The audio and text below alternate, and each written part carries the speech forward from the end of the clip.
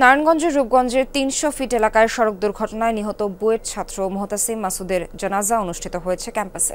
এর আগে Suhrawardy medical college হাসপাতালে ময়নাতদন্ত শেষে দুপুরে পরিবারের কাছে লাশ হস্তান্তর করা হয়।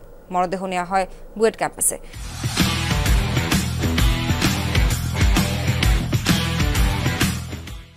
সেখানে জানাজায় অংশ নেয় শিক্ষক, শিক্ষার্থী ও স্বজনরা।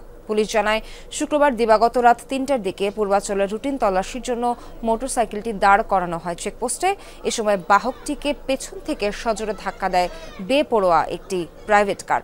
ঘটনাস্থলেই মারা যান মোটরসাইকেল আরোহী বুয়েট ছাত্র মোহতাসিম মাসুদ। আহত হন মেহেদি খান ও অমিত সাহা নামে আরও দুজন শিক্ষার্থী। তাদের একজনকে স্কয়ার হাসপাতালে এবং অন্যজনকে ঢাকা মেডিকেলে চিকিৎসা দেওয়া হচ্ছে।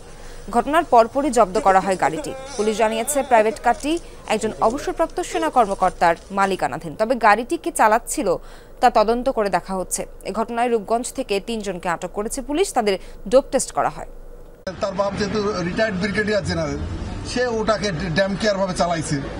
এই ড্যাম কেয়ার ভাবে চালানোর জন্য সেও উচ্ছৃঙ্খল ভাবে চালাইছে বলে আমি মনে করি। এই উচ্ছৃঙ্খলতার জন্য আমার ছেলে আজকে মারা গেছে, দুটো ছেলে পঙ্গু হয়ে যাবে হয়তো।